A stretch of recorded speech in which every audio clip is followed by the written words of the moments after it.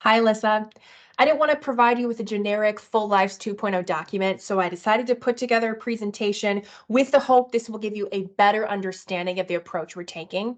I want to start things off by highlighting how we approach our innovation work in general. So with our innovative initiatives, they are time-bound. We're looking at about 5 years, and the goal is to accelerate sustainable systems change in our region.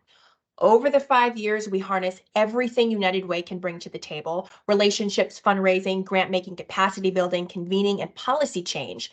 And at the end of 5 years, we should have reached a level of sustainability where United Way steps out of the picture, other partners continue the work forward, and hopefully some of our efforts in the policy change space have removed barriers.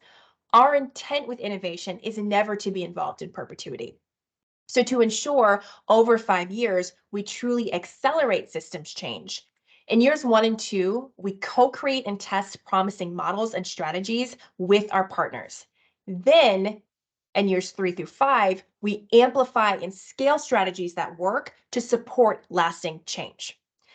So with the context of how we approach innovation in general, let's get into Full Lives. Under your leadership, we saw incredible success from Full Lives 1.0. That success also taught us 2 years and $2 million was just the beginning. So we're going to carry the work forward by focusing on the challenge that remains in front of us. In our region, there are neighborhoods and communities that lack access to the full spectrum of food they want when they need it, including culturally relevant and affordable food due to distance and financial barriers. This leads to food insecurity and inequitable disparities in health, education, and economic opportunity. In response, Full Lives 2.0 aims to create a thriving and equitable region where all people have physical and economic access to the full spectrum of food they want when they want it. To reach this vision, United Way isn't looking to create something new. There are already many organizations working on food access across the food spectrum. We also know there are organic collaborations already happening within communities around food. The Hmong American Farmers Association, Half a Farm, great example. They are a collection of local farmers forging a partnership with a clinic where doctors prescribe fresh vegetables provided by farmers, resulting in a decrease in diabetics' A1C levels and a decrease in blood pressure. HAFA didn't create this collaboration by asking an outside source to prescribe how they could tackle issues experienced at the intersection of health and food for their community. We know people living in a community are the best identifiers of issues and best prescribers for solutions. We're not looking to change that.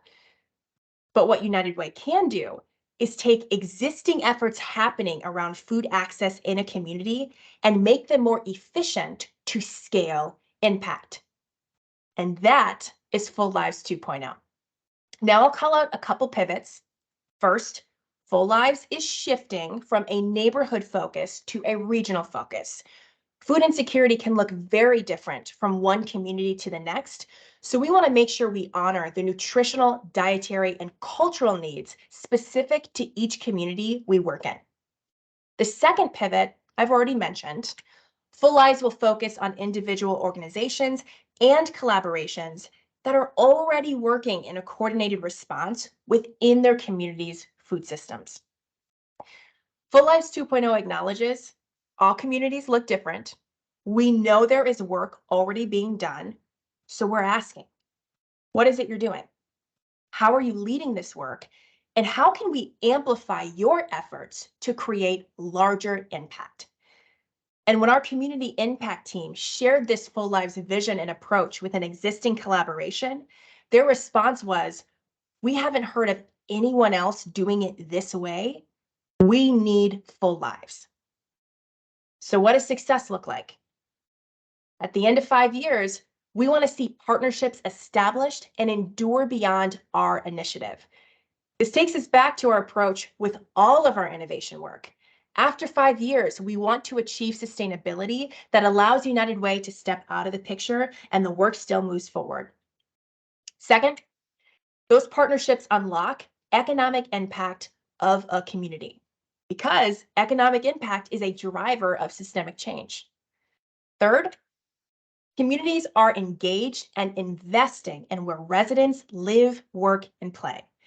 In the course of systems change, we should see the physical attributes of a community start to look different, because that's a clear sign impact and investment are happening across systems, not just in the food space for that community. You may have noticed I haven't talked about what regions we'll work in. I haven't talked about the partners we'll work with to carry out this work, or the strategies or models we'll test and ultimately scale. And that's because that information is coming. Here's a high-level timeline of next steps for Full Lives 2.0. We're currently wrapping up the strategy creation here in Q1. In Q2, we are going to hire a full-time Full Lives program officer. We recently have learned with our other launches of innovation work, 80 by 3 and Pathways Home, when you hire the program officer, that's when the work really takes off. I do want to mention, if you have any ideas of who would be a great hire for that position, we are all ears.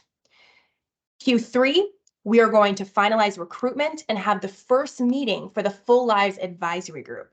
Now, the advisory group will provide community insight, oversight, and input on the Full Lives initiative for the full 5 years it's in effect.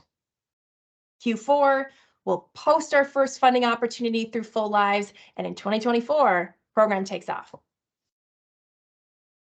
Considering the success of Full Lives 1.0, having General Mills support the next iteration of this initiative would further boost credibility, confidence, and overall impact of Full Lives 2.0.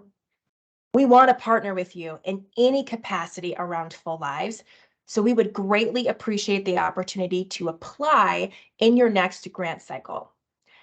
I know sending this video was a different approach, but I do hope it was informative. Please feel free to share questions with me, and I look forward to hearing your thoughts very soon.